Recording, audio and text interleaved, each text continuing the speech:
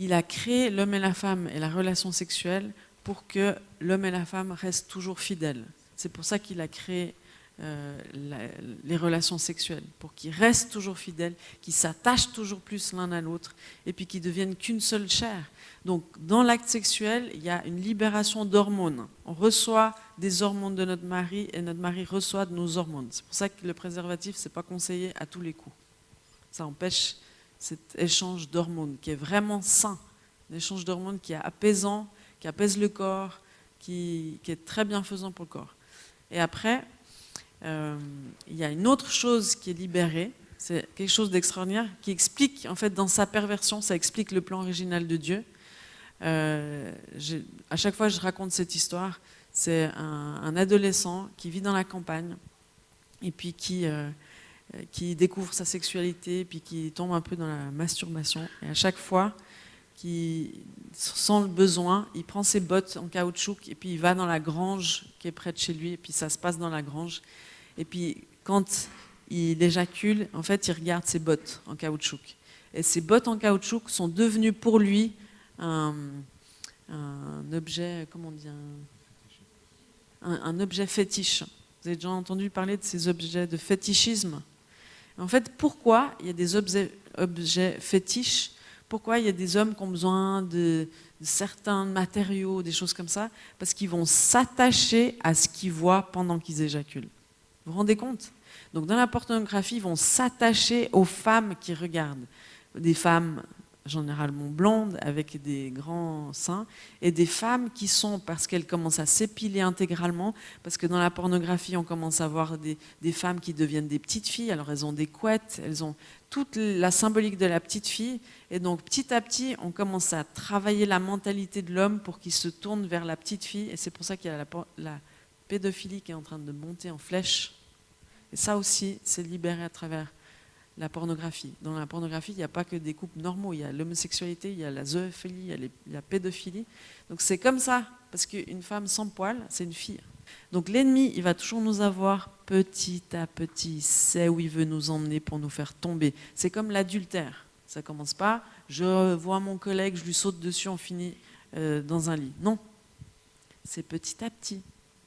Quand je me frite un peu avec mon mari, il y a un gentil collègue qui vient me consoler. Et petit à petit, il fait une petite attention, alors que mon mari il a oublié de m'acheter des fleurs depuis 10 ans, ou il a oublié de m'acheter, de parler mon langage d'amour. Puis ce collègue, il est là juste au mauvais moment.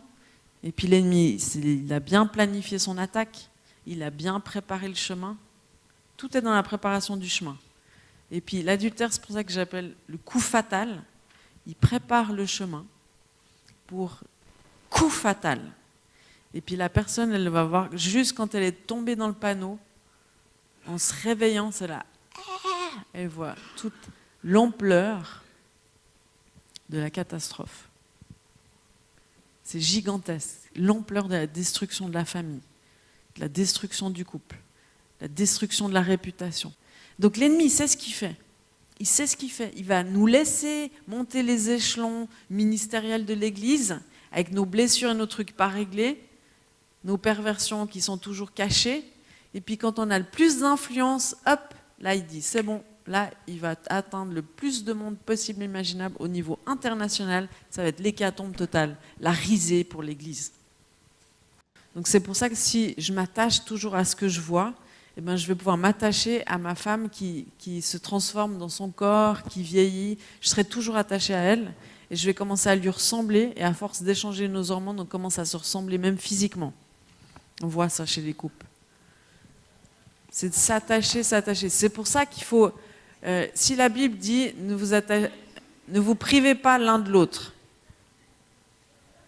La Bible dit ne vous privez pas l'un de l'autre. Sauf si vous voulez commencer à jeûner et prier pour un temps limité.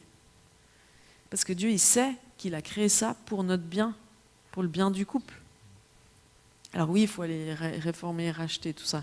Mais le grand manque, et ce qui va amener encore plus de dépression, plus de culpabilité, c'est le fait d'avoir cet orgasme tout seul.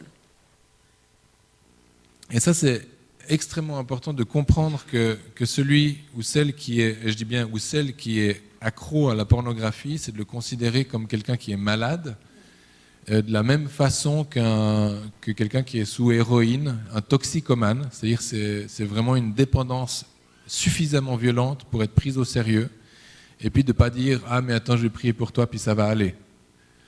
Parce que bien sûr que Dieu peut faire, on a vu des toxicomanes qui ont été libérés instantanément de leur addiction. Moi je peux témoigner de ça, enfin pas personnellement, mais je l'ai vu. Mais j'ai aussi vu que pour la plupart, c'est quand même pas le chemin. C'est-à-dire pour la plupart, c'est un combat de reconstruction, de restitution et de délivrance. Et de considérer que les hommes et les femmes qui sont pris par la pornographie dans l'Église, et il y en a un certain nombre, doivent pouvoir avoir la place pour dire « oui, je suis accro et oui, j'ai besoin d'aide pour en sortir ». Et comme ceux qui travaillent avec tout type d'addiction, la rechute n'est jamais une mauvaise nouvelle. C'est un processus. C'est-à-dire on doit permettre aux gens de rechuter, mais de moins en moins, jusqu'à ce que l'addiction soit complètement finie. Après, chacun son chemin, mais c'est vraiment important de considérer cette réalité-là. Ok ? Donc, le pendant, je fais le lien, le pendant avec la pornographie, c'est la masturbation. Et puis la masturbation, comme j'ai dit tout à l'heure, il y a celle de la découverte qui n'est pas, je dirais, qui n'est pas condamnable, ça fait partie de la découverte. Il faut être attentif avec nos jeunes ou avec ceux que vous fréquentez ou avec vous-même, de dire à quel moment est-ce que c'est plus de la découverte. En général, quand vous continuez de vous découvrir à 50 ans, c'est qu'il y a un problème. C'est plus de la découverte. C'est-à-dire la découverte, c'est l'adolescence, c'est au moment de la puberté. D'accord ? C'est le temps de la puberté, c'est là où l'appareil génital se transforme et puis devient un appareil utile ou à usage déterminé. C'est ça. Après, c'est d'autres problèmes, d'autres choses qui s'installent.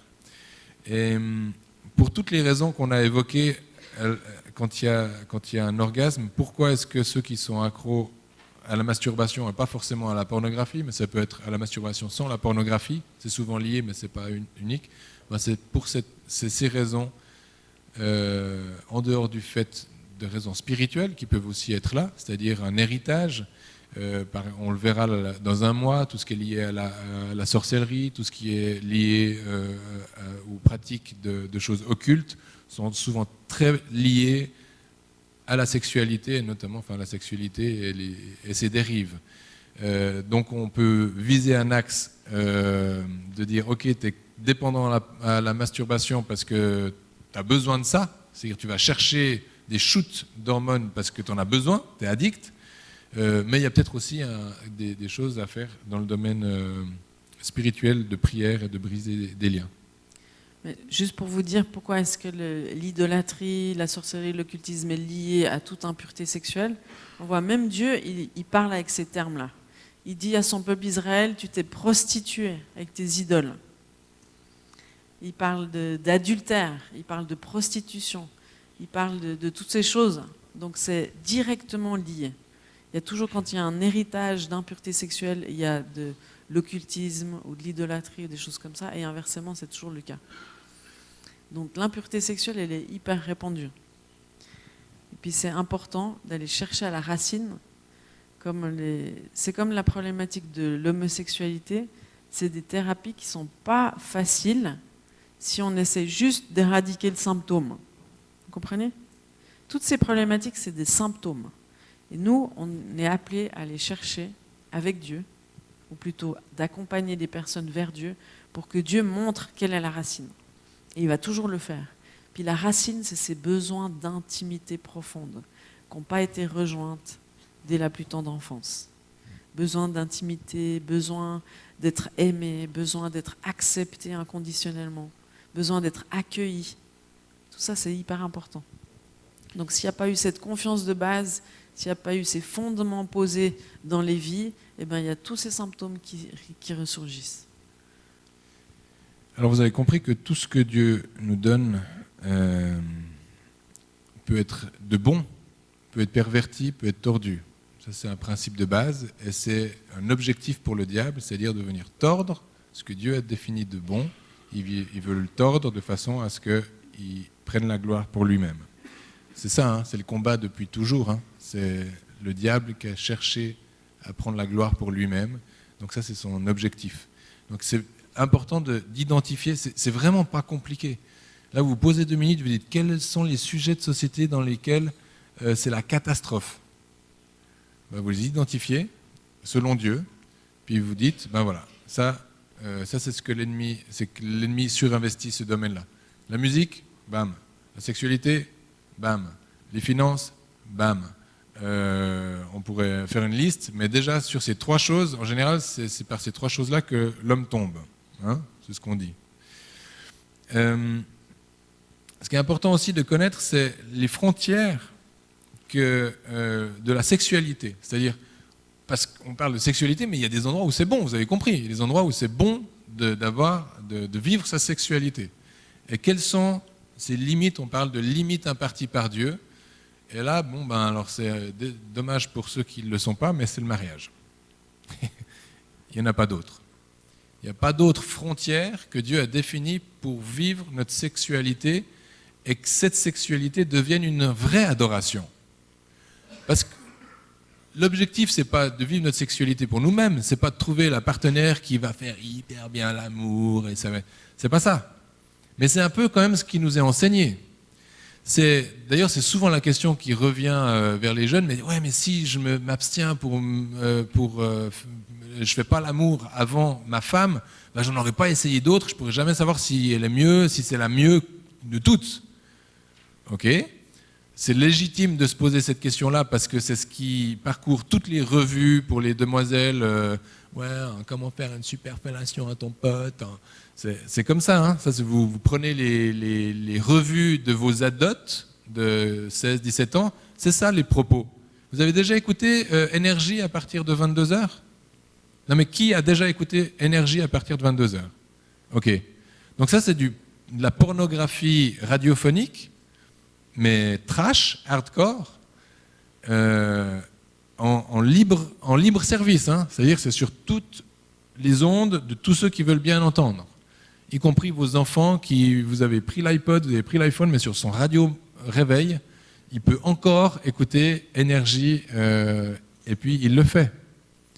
Parce que ça le stimule, ça l'excite, et bam, bam, bam. D'accord ? Donc tout est hyper sexualisé, et pourtant, Dieu, il dit, non, c'est dans le mariage que moi, je prends mon pied avec toi. C'est là que je m'éclate avec toi. C'est là qu'il y a une vraie adoration qui m'est dévouée, qui m'est réservée. Alors ça, c'est important de comprendre ces limites. Où sont les limites? Parce que c'est une question légitime à dire, mais alors, où est-ce que je peux vivre ma sexualité? Et ça, c'est le mariage.